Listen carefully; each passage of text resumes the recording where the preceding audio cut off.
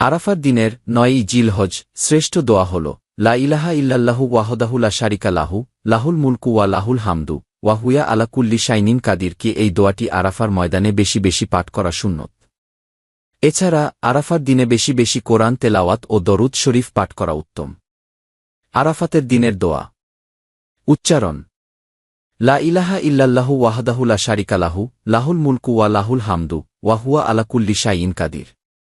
অর্থ আল্লাহ ছাড়া আর কোনো ইলাহ নেই, তিনি এক, তার কোনো শরিক নেই, রাজত্ব তারই এবং তারই জন্য সকল প্রশংসা, আর তিনি সকল কিছুর উপর ক্ষমতাবান।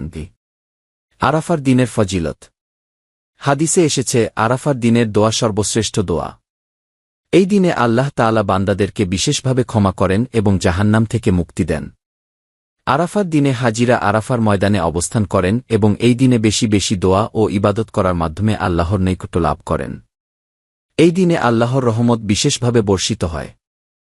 আরাফার দিনের আমল বেশি বেশি করে লা ইলাহা ইল্লাল্লাহু ওয়াহদাহু লা শারিকা লাহু লাহুল মুলকু ওয়া লাহুল হামদু ওয়া হুয়া আলা কুল্লি শাইইন কাদির কি দোয়াটি পাঠ করা, কোরআন তেলাওয়াত করা, রাসূলুল্লাহ এর উপর দরুদ শরীফ পাঠ করা, নিজের প্রয়োজন ও মনের বাসনা পূরণের জন্য দোয়া করা, আল্লাহর কাছে ক্ষমা প্রার্থনা করা।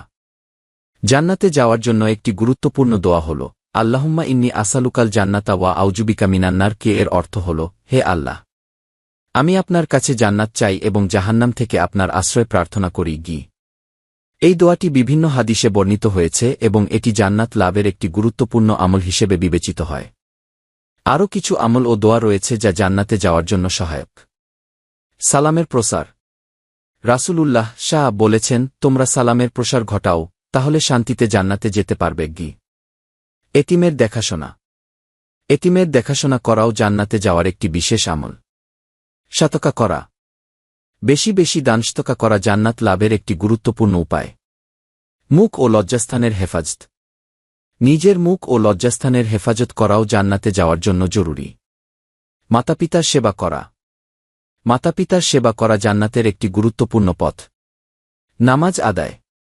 নিয়মিত নামাজ আদায় করা এবং সুন্দরভাবে নামাজ আদায় করাও জান্নাতে যাওয়ার জন্য গুরুত্বপূর্ণ। কিছু দোয়া পাঠ করা।